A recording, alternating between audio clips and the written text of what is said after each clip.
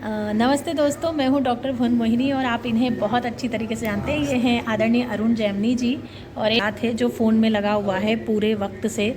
ये इनका नाम है आदरणीय चिराग जैन। इन्हें भी आप भली भांति से आपको मिलवाते हैं जी।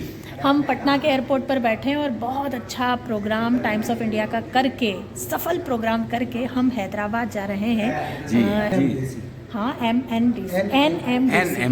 ओके, ये लोगों को ज़्यादा पता है क्योंकि दोनों शेयर लेके बैठे हैं। अरुण जी शेयर के सताए हुए हैं। अब देखिए, हम तो शेर के सताए हैं और ये शेर के सताए हुए हैं। अरुण जी से मिलते हैं। अरुण जी, मेरे आपसे बहुत सारे सवाल हैं, मेरे क्या श्रोताओं के भी हैं जी। हम ये जानना चाहते हैं कि कविता के जगत में आपका पदार्पण कैसे हुआ? पदार्पण कैसे हुआ? कविता के जगत में कवि सम्मेलन से संबंधित बात है या कविता से? नहीं, कवि सम्मेलन से। कविता से संबंधित बात मैं आपसे कैसे कर सकती हूँ? नहीं कर सकती है। बात करने में क्या जा रहा है?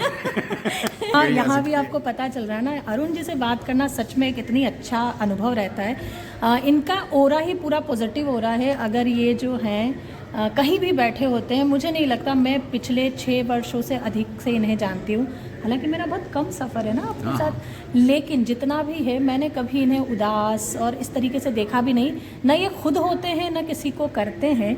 तो हम पुनः उसी सवाल पर आते हैं। अरुण जी बताइए। मेरी पहली कविता छप गई थी जब मैं 8वीं क्लास में पढ़ता था। ओके। तो तब से ये बचपन ही चल रहा है। पराग पत्रिका थी, वो मैं दे आया, वो छप गई तो गलतफहमी हो गई। अरे, तो गलतफहमी हो गई तो फिर लिखता रहा। और क्या, यही है। कवि सम्मेलन में मैं आ गया था 81 में। 81 सुन रहे हैं दोस्तों? 81 बहुत ही लॉन्ग पीरियड।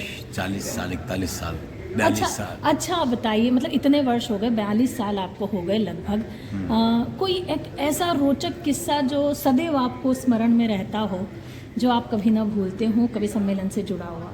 बहुत सारे किस्से ऐसे, तो एक आध थोड़ी है, बहुत किस्से। एक आध हमारे श्रोताओं को सुनाइए, बड़ा मजा आता है इनको भी।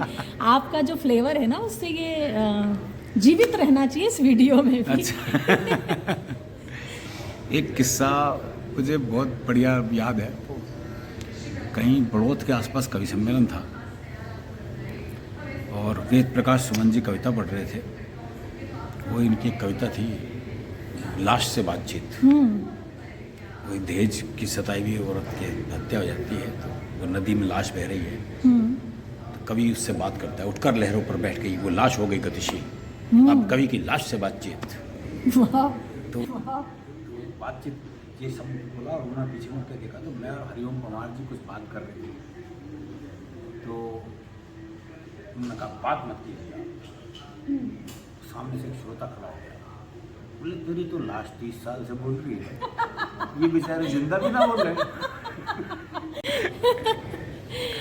ये देखिए, ये पुराने जो कवि हैं, सच में मैं तो कई बार कहती भी हूँ कि मुझे उस पीढ़ी में पैदा होना चाहिए था। मैं बहुत इन्जॉय करती हूँ जब पुराने किस्से सुनती हूँ। हालांकि अभी भी हमारे लिए बहुत नए नए किस्से होते रहते हैं, लेकिन इनको सुनने का जो आनंद है, पहले के लोगों का जो ह्यूमर था, वो सच में कमाल का हुआ करता था। हैट्स ऑफ, मतलब जितने भी हमारे पुराने कवि थे उनको बहुत बहुत शत प्रणाम मेरा। और हम ये कैमरा मोड़ रहे हैं, आदरणीय चिराग जी फिर फ़ोन पे लगे हुए हैं। चिराग जी, हम आपसे भी जानना चाहते हैं कि आपकी कवि सम्मेलन ये यात्रा जो है, ये कैसी है और कब से है? ये कार्यविहीन योजना नहीं है, ये योजना विहीन कार्य है। मैं कवि सम्मेलन को जानता नहीं था। मैंने पहला कवि सम्मेलन जो सुना उसमें खुद कविता पढ़ी। मुझे उससे पहले कवि सम्मेलन के बारे में पता भी नहीं था। ना मुझे कवि सम्मेलन की आचार संहिता पता थी, ना उसके आचार व्यवहार आते थे। एक्सीडेंटली कवि हूँ। दिल्ली में था तो पहले ही मंच पर ओम प्रकाश आदित्य जी, अल्लड़ बीकानेरी जी, अरुण जी, अशोक जी, सुरेंद्र जी, बहुत धांसू टीम थी। दिल्ली महावीर जयंती का कार्यक्रम था और बस पहला ही मंच ऐसा था। उसके बाद अपने आप होता गया। मैंने कभी सायास कुछ नहीं किया, बस एक ही प्रयास रहा कि कविता का अभ्यास बना रहे। बहुत अच्छी बात है। हाँ, ये सीरियस हो जाता है, दिल पे ले लेता है।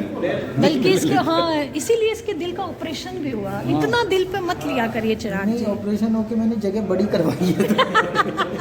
ये कुछ ज़्यादा बड़ी हो गई है। अच्छा, मैं भी आपसे भी जानना चाहती हूँ कि इस कवि सम्मेलन से जुड़ा कोई ऐसा रोचक किस्सा जो आपको सदैव याद रहता हो। वही बहुत सारे किस्से हैं, क्योंकि कवि सम्मेलन बातों की इंडस्ट्री है तो बातें बहुत होती हैं और हम लोग बातों को ध्यान देने वाले लोग हैं, इसलिए वो ध्यान भी रह जाती हैं। किस्सा बताता हूँ, मैं और अंजुम रहबर जी और एक कवि और थे, उनका नाम इसलिए नहीं लूँगा कि वो इसमें पात्र हैं। अच्छा। हम 3 लोग रांची से देवघर की यात्रा कर रहे थे, तो वो थोड़ा सा रास्ता ऐसा है कि रास्ते में खाने पीने को चीज़ें कम मिलती हैं, चाय वाय कम मिलती है, तो मन हुआ चाय पीने का। तो अंजुम जी ने कहा कि चाय पीनी है, तो ड्राइवर ने थोड़ी देर जाने के बाद गुमटी दिखाई दी, वहाँ गाड़ी रोक दी, तो गाड़ी के जब ब्रेक लगे तो गुमटी से 101 मीटर आगे चली गई। तो वो जो पीछे दूसरे कवि बैठे थे वो बोले, दीदी मैं पूछ के आता हूँ। गए और पूछ के आए और वापस आके बोले, दीदी यहाँ चाय नहीं पियेंगे, इसके पास अदरक नहीं है। अंजुम जी ने मेरी शक्ल देखी, मैंने अंजुम जी की शक्ल देखी, क्योंकि तलब बहुत हो रही थी चाय की। खैर हम आगे बढ़े, आगे एक गुमटी और मिली, वहाँ भी यही किस्सा रिपीट हुआ। कुल मिलाकर उन्होंने हमें देवघर तक चाय नहीं पीनी। हम चाय के लिए अंदर से तड़प गए, और जब देवघर पहुँचे होटल में आए तो क्या चाहिए, बोली मेरे और चिराग के लिए 1 कप चाय भेजो और इसके लिए 1 प्लेट अदरक। तो दोस्तों, कवि होता है, यही कारण होता है जो कवि को सृष्टि से अलग माना गया है, उसे वो पात्रता मानी गई है जो शायद किसी सामान्य व्यक्ति में नहीं होती है। तो मैं आप सभी को बहुत बहुत धन्यवाद देती हूँ, आप मुझसे ऐसे ही जुड़े रहिए। मैं कवियों से ऐसे ही मैं क्या परिचय कराऊंगी, सभी जानते हैं सभी कवियों को, लेकिन हाँ किस्से लेकर ज़रूर मैं आती रहूँगी।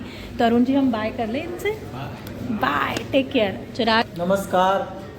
दोनों हाथ जोड़कर आधा। भुवन मोहिनी जी के वॉल पर आप लोग आते रहिए, क्योंकि भुवन जी तमाम प्रपंचों से दूर केवल इंटरनेट के माध्यम से अपना प्रचार करती हैं, और कवि सम्मेलन में अगर कोई आदमी तकनीक का प्रयोग करके आगे बढ़ रहा है तो मैं उसका पूरा समर्थन।